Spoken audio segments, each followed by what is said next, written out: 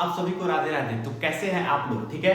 तो आज का इस जो वीडियो है वो हमारा पार्ट 2 होने वाला है। किसका? जिसमें कि हम लोग इस नंबर्स को p बाई क्यू के फॉर्म में कन्वर्ट करते हैं। तो इसके पहले वाले वीडियो में पार्ट 1 में हम लोग देखे थे 0.6 बार कैसे कन्वर्ट होगा, 1.27 बार कैसे कन्वर्ट होगा, और आज हम लोग देखेंगे इस दोनों क्वेश्चंस को। तो देखिए, आपको इन दोनों क्वेश्चन में कोई डिफरेंस दिख रहा है? नहीं दिख रहा होगा। देखिए, एक डिफरेंस क्या है कि ये जो क्वेश्चंस है उसमें जो बार है वो तुरंत डेसिमल के बाद स्टार्ट हो गया है। ठीक है। लेकिन जो ये सारे क्वेश्चंस है इसमें जो बार है वो तुरंत डेसिमल के बाद स्टार्ट नहीं हुआ है। डेसिमल के बाद 4 है, उसके बाद बार लगा हुआ है। डेसिमल के बाद 2 है, उसके बाद बार लगा हुआ है। ठीक है। तो अगर आप लोग इसको पुराने वाले मेथड से सॉल्व करते हैं तो उसमें आंसर्स में थोड़ा सा चेंज आ जाता है। ठीक है। आंसर हमारा करेक्ट नहीं आएगा, उसके लिए हमको दूसरा टेक्निक यूज करना पड़ेगा। लेकिन हम लोग एक सेम क्वेश्चंस के लिए दो टेक्निक कभी भी यूज नहीं करेंगे, इसीलिए हम लोग अपने पुराने वाले टेक्निक को यूज करेंगे। और वो टेक्निक में हमको बस एक चेंज क्या करना है, हमको बस ये देखना है कि जो बार है वो जस्ट डेसिमल के बाद स्टार्ट होना चाहिए। मतलब कि जो ये डेसिमल है वो 4 के बाद लगना चाहिए। 4.7 बार। ठीक है। 2.35 बार। जैसे कि अगर कहीं डेसिमल लगा है तो उसके जस्ट बाद बार स्टार्ट हो जाना चाहिए। ऐसा नहीं हो कि 3.67 लिखा है तो पॉइंट के बाद एक नंबर हो उसके बाद बार स्टार्ट हो। नहीं, हम लोग क्या चाहेंगे कि हमारा जो बार है वो तुरंत डेसिमल के बाद स्टार्ट हो जाना चाहिए। ठीक है। अगर समझ नहीं आ रहा तो भी देखिए, हम क्या आपसे कह रहे हैं कि क्वेश्चन क्या लिखा हुआ है, 0.47 बार। डेसिमल यहां लगा हुआ है लेकिन बार यहां पे लगा हुआ है। तो हम लोग क्या चाहेंगे कि ये जो डेसिमल है वो यहां पे आ जाए ताकि डेसिमल के तुरंत बाद हमारा बार स्टार्ट हो जाए। तो अब आपको ये बताइए, अभी हम लोग आपको बताए थे शिफ्टिंग ऑफ डेसिमल। तो ये वाला जो डेसिमल है वो शिफ्ट होकर यहां कैसे पहुंचेगा?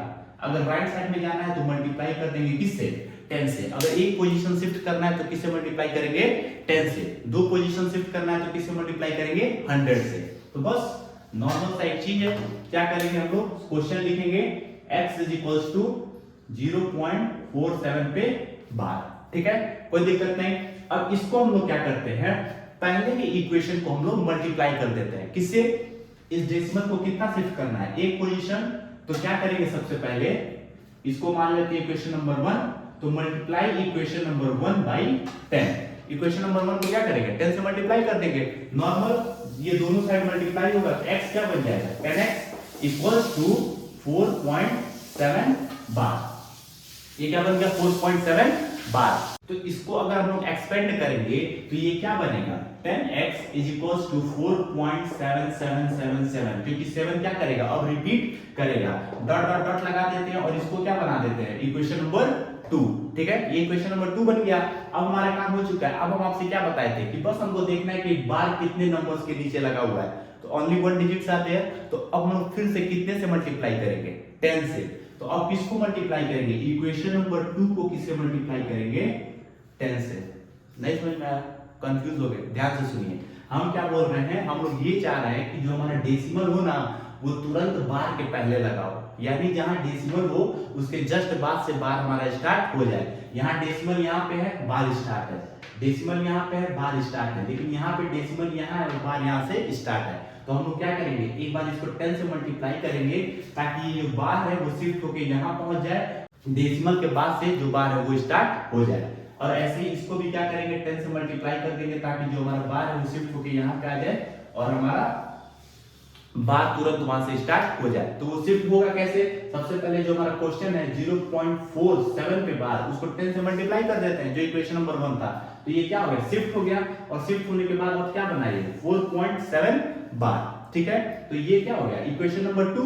और हम आपसे क्या बोले थे कि, और हम लोग करते क्या इस क्वेश्चन में कि जितने नंबर्स के ऊपर बार रहता है उतने से इक्वेशन को मल्टीप्लाई कर देते हैं। तो अब इक्वेशन नंबर 2 को कितने से मल्टीप्लाई करें? 10 से, क्योंकि सिर्फ एक नंबर के ऊपर बार है। ठीक है, तो अब जब इक्वेशन नंबर 2 को मल्टीप्लाई करेंगे तो इधर भी मल्टीप्लाई और इधर भी, तो ये कितना बन गया? 100x इक्वल्स टू, ये फिर से एक शिफ्ट होगा इधर की साइड पे। 10 से मल्टीप्लाई करेंगे तो ये कितना बचेगा? 47.7777 बार। ठीक है, ये कौन सा हो गया? Equation number 3। तो हम लोग जब माइनस करते हैं तो किसको सब्ट्रैक्ट करते हैं? लास्ट 2 इक्वेशंस को। किसको? लास्ट 2 इक्वेशंस को। तो हम लोग क्या करेंगे? Third minus second. थर्ड वाले में से क्या करेंगे? सेकंड वाले को माइनस कर देंगे। तो थर्ड वाला इक्वेशन क्या है? 100x इक्वल्स टू 47.7777 और सेकंड वाला इक्वेशन क्या है 10x equals to 4.777 dot dot dot. तो 100 में से 10 गया 90x इक्वल्स टू ये 7 सारे कट गए और 7 में से 4 गया 3 और ये 4। ठीक है, सो अब 90x इज इक्वल्स टू 43 तो x इज इक्वल्स टू कितना हो जाएगा 43/90 और इसके बीच में हमको कोई कॉमन फैक्टर नहीं मिलेगा तो हमारा ये जो 4.7 बार था उसका आंसर कितना आ जाएगा x is equals to 43/90 p/q के फॉर्म में। ठीक है, तो अब हम लोग देखते हैं ये सेकंड वाला क्वेश्चन। अब देखिए हमारा क्वेश्चन क्या है 0.235 पे बार। अब देखिए जहां हमारा डेसिमल है उसके जस्ट बाद से हमारा बार स्टार्ट नहीं हुआ है तो हम लोग क्या करेंगे डेसिमल को थोड़ा सा शिफ्ट करेंगे ताकि वो बार के पास पहुंच जाए। तो कितना शिफ्ट करना पड़ेगा एक पोजीशन, तो इसको मल्टीप्लाई किससे करेंगे 10 से। तो ये अगर हमारा इक्वेशन x है x इज इक्वल्स टू 0.235 के बाद तो इस इक्वेशन को इक्वेशन 1 मल्टीप्लाई बाय 10 ताकि हमारा बार जो डेसिमल है वो क्या हो जाए शिफ्ट हो जाए। तो जब इसको मल्टीप्लाई करेंगे तो दोनों साइड मल्टीप्लाई होगा तो 10x इक्वल्स टू 2.35 बार। ठीक है, x इज इक्वल्स टू 2.35 बार हो गया। इसको अगर एक्सपेंड करेंगे तो ये क्या बन जाएगा 10x इज इक्वल्स टू 2.3535 और ये डॉट डॉट डॉट और ये क्या हो जाएगा इक्वेशन नंबर 2। ये क्या था इक्वेशन नंबर 1। ठीक है, ये इक्वेशन नंबर 2 हो गया। बार हमारा शिफ्ट हो गया, डेसिमल हमारा जो क्या है वो शिफ्ट हो चुका है। अब हमको क्या देखना था कि इस बार के अंदर कितने डिजिट्स हैं 2 डिजिट्स। तो इस इक्वेशन नंबर 2 को किससे मल्टीप्लाई करेंगे 100 से। तो equation number 2 multiply by 100 very simple. अब ये इसको 100 से मल्टीप्लाई करेंगे तो क्या हो जाएगा 2 पोजीशन ये शिफ्ट होगा और ये भी 10 से मल्टीप्लाई 100 से मल्टीप्लाई हो जाएगा तो 100 into 10 कितना हो जाएगा 1000x इक्वल्स टू और जब इसको हम लोग 100 से मल्टीप्लाई करेंगे तो ये 2 पोजीशन आगे शिफ्ट हो जाएगा। तो ये कितना हो जाएगा 235.35 डॉट डॉट डॉट और ये क्या हो जाएगा इक्वेशन नंबर 3।